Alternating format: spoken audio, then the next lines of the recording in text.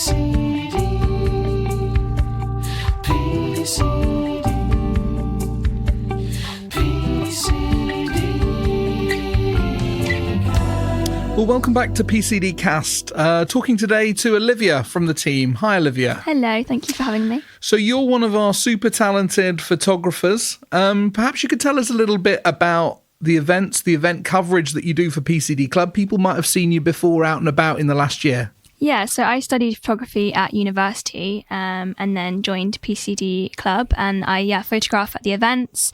I help out with PCD Media, so photographing and videoing clients, and then obviously on the day events, I photograph the event and post it on our website. Fantastic. So we're going to give people some tips today on how they can look good in photographs.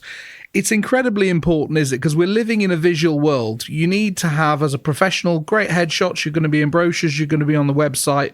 Why do you think it's important that people have good visual assets of themselves? Yeah, so whether it's for your business or headshot or LinkedIn, there's a lot of key things that go into making you look good. And this can be with your posture, your facial expressions, what you're wearing. So there's a lot of things that we can help you with prior to the event or the shoot, so you can look your best. So let's just build it up then. So if people know they've got a date in the diary for a photo shoot, perhaps their firm's got someone coming in to take some fresh headshots or something like that, how should people start preparing with that date in mind? Yeah, so prior to the shoot, you should consider what you're wearing. So it can make a significant difference with the colours that you wear. So if you're wearing something red, it could show you're powerful. Blue's a bit calmer, but also consider your skin tone, and you don't want something that's distracting.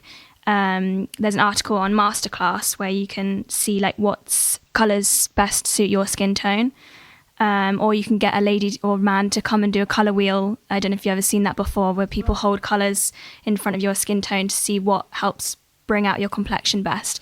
That's obviously a bit extreme, but if you're wanting to invest, then... And these, particularly if it's taken for a website, that image might be around for a good while. So investing in perhaps a new outfit to make yourself feel confident, taking some advice on that, it's not a bad idea, is it? Yeah, and it's what you're comfortable in as well, because that really comes through. If you're not comfortable in what you're wearing, it shows. So yeah, something that you're comfortable in. For example, David's famous shoes at the events, or a scarf, something that makes someone remember what you're wearing, and you stand out then.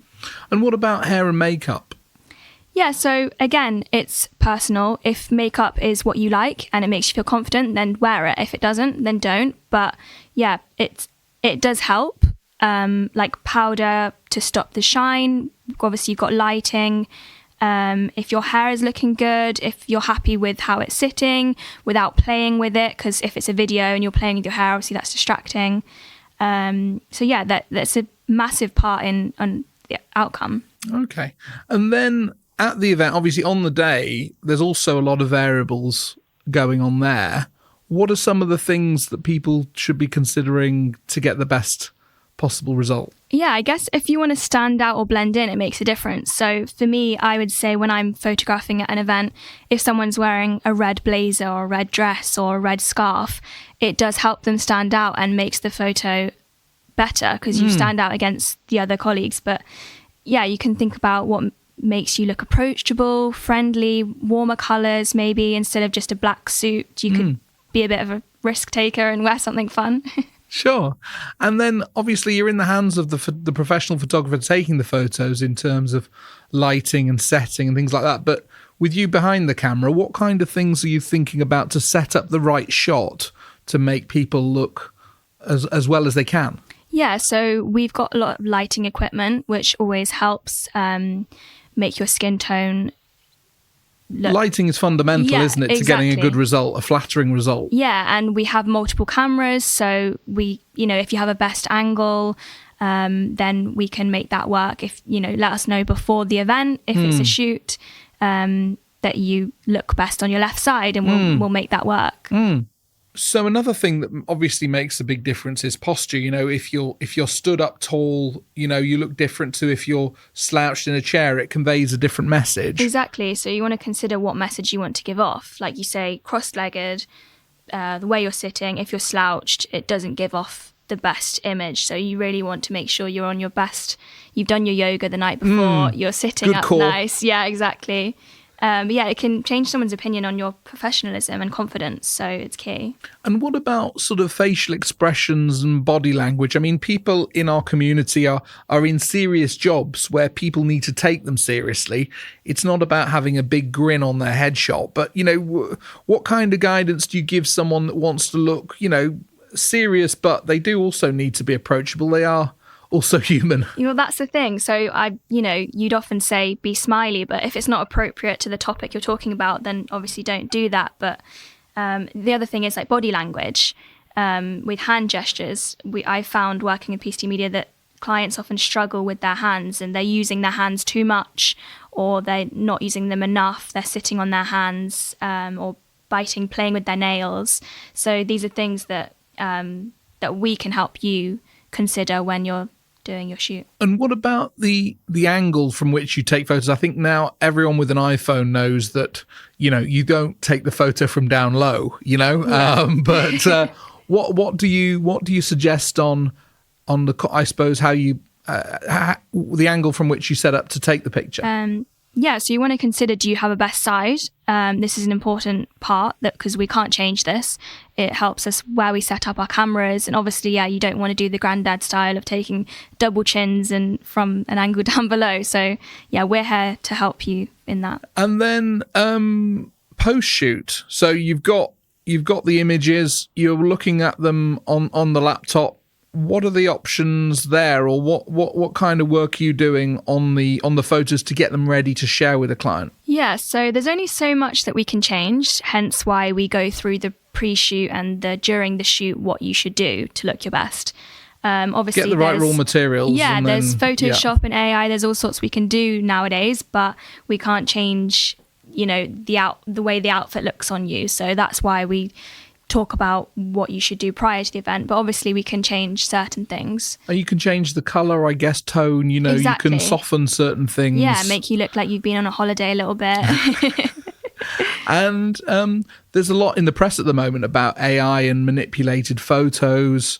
I mean, what do you think about the extent that people should go to think about, I suppose, improving, touching up images that they have taken? It's an interesting one. I mean, we often speak about headshots needing to be up to date, and people are posting, or not posting, I should say, new headshots. So they've still got pictures from 20 years ago, which can be slightly deceiving. I mean, I'm sure they still look great now. So get an up-to-date picture. It's good to update frequently, isn't it? Because Definitely. There's nothing worse than actually. And if you look at the context of LinkedIn, you're meeting someone new for the first time. Exactly. They might it's like have a only blind date, isn't it? Yeah, it's like a blind date, and you've got to be able to recognise that Yeah. person. And sometimes, you know, if the photo is way out of date, there'll Exactly. be a bit of a jarring experience around how people look online and Yeah. how people look in person, and it does matter. So the trick to that is, you know, frequently just offering something new, Exactly. making sure your profile is up to date. Yeah. But I mean, the AI-driven Yeah. photos that you can produce, you can put a normal photo through an AI generator now. Yeah. But they all have a certain look, don't they? Yeah, I mean, I'm not against a bit of editing here and there and with AI or anything, but I think some of them do look a bit extreme and airbrushed. So if you're going for that look, then that's what you'll get. But yeah, some of them look extreme. And finally, where do you get your inspiration from in photography? Are there any particular photographers, particularly doing a sort of portrait style that you like, that you rate, that you watch? Yeah, so I've been loving photography since I was about 14. So there's been many over the years.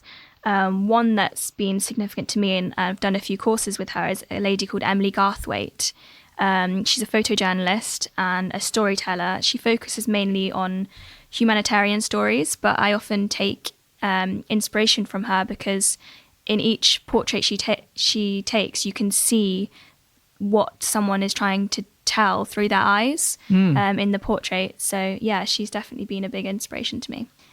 So how do you see PCD Media and our event photography developing in the next year? Well, what I notice is that we create brilliant photography assets through our event. Both yourself and Chris Matheson do a great job at capturing the events, and many of our members use those photos. The number of LinkedIn profile headshots that I see that are actually our photos gives me great encouragement, because we're producing great assets at events of people looking relaxed.